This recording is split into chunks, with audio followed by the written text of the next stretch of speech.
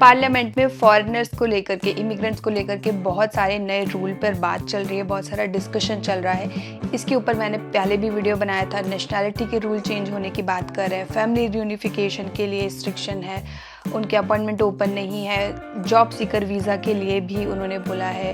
तो ये सारा डिस्कशन चल रहा था। आपको मैं बताने वाली हूँ लास्ट वीक अभी क्या डिस्कस हुआ है इस वीडियो में।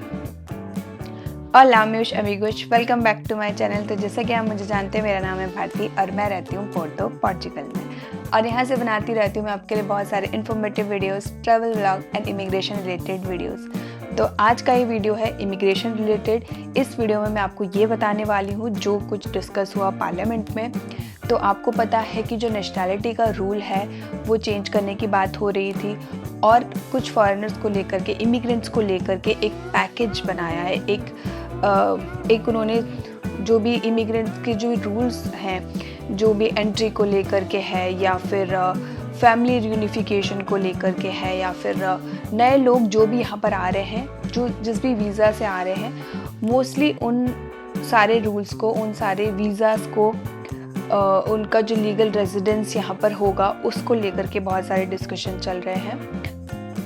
सबसे पहले तो एक अच्छी बात ये भी है कि जो नेशनैलिटी वाला रूल है वो अभी तक इम्प्लीमेंट नहीं हुआ है। बहुत सारे लोगों को कन्फ्यूज़न है कि क्या अभी 10 साल हो गया है। बहुत सारे लोग सोच रहे हैं कि अभी तो लैंग्वेज करने की ज़रूरत नहीं है, पढ़ने की ज़रूरत नहीं है, क्योंकि हमें 10 साल और लगने वाले हैं, या कोई भी और वो अपनी प्लानिंग कर रहे हैं। लेकिन मैं आपको क्लियर कर दूं कि अभी नेशनैलिटी का जो रूल है वो 10 साल नहीं हुआ है, लोग अभी भी सबमिट कर पा रहे हैं। तो अगर आपके 5 साल कंप्लीट हो चुके हैं, अगर आपके पास सारे डॉक्यूमेंट्स रेडी हैं, तो आप जल्दी से सबमिट कर सकते हैं।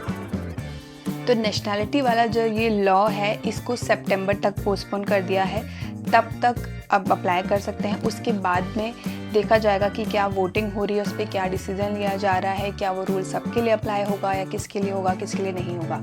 लेकिन इसके अलावा जो और फॉरेनर्स लॉ इन्होंने अभी प्रस्ताव रखा है, उसमें से एक ये भी है कि एक पुलिस फोर्स होगा इमिग्रेंट्स के लिए, उनका एंट्री एग्ज़िट चेक करने के लिए, उनको अगर कंट्री आउट है तो डिपोर्ट करने के लिए।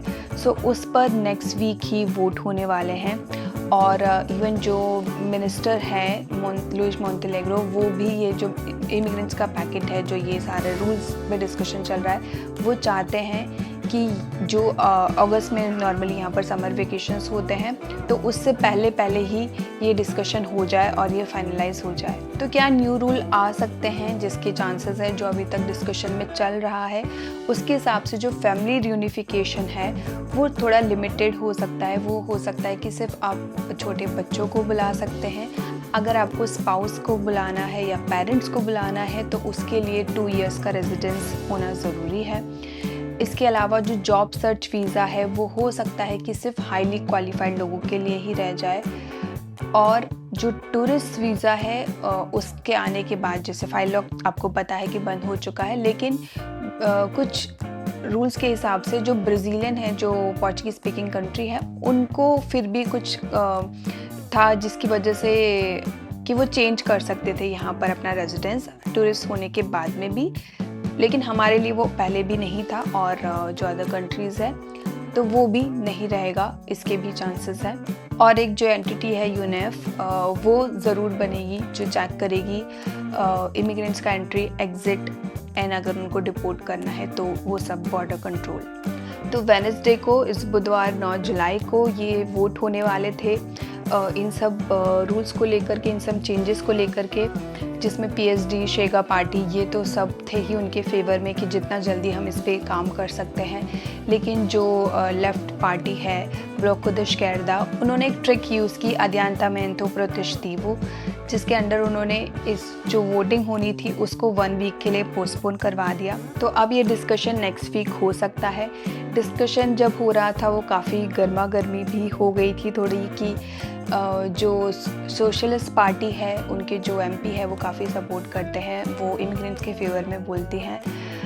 इज़ाबेल मोरेरा, उन्होंने बोला कि हमें इमिग्रेंट्स को भी ध्यान में रखना चाहिए, उनके ग्रुप को, उनकी भी सुननी चाहिए। दूसरे साइड शेगा पार्टी की जो एमपी है, उन्होंने बोला कि नहीं, हमें सिर्फ पोर्चुगीज़ की सुननी चाहिए जो यहाँ पर वोट करते हैं।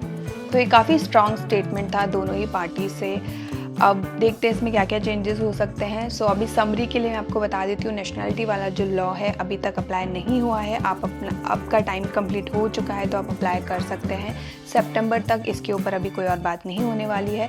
जो बाकी फैमिली यूनिफिकेशन का है, जो बॉर्डर कंट्रोल का है, उसके ऊपर कुछ डिसीजन लिए जाएंगे, उसके ऊपर कुछ वोट होंगे। तो इन सब की वजह से जो लोग यहाँ पर रह रहे हैं और जो यहाँ पर आने वाले हैं उनको इम्पैक्ट होगा। तो आप इस न्यूज़ को लेकर के, इन सब को लेकर के काफ़ी अपडेटेड रहिए, आपके लिए हेल्पफुल होगा और उसी के हिसाब से अपनी प्लानिंग कीजिए। आई होप कि ये वीडियो पे आपके लिए इन्फॉर्मेटिव रहा होगा, हेल्पफुल रहा होगा। तो प्लीज़ वीडियो को लाइक ज़रूर कर दीजिए और अगर आप मेरे चैनल पे नए हैं तो चैनल को सब्सक्राइब भी कर लीजिए।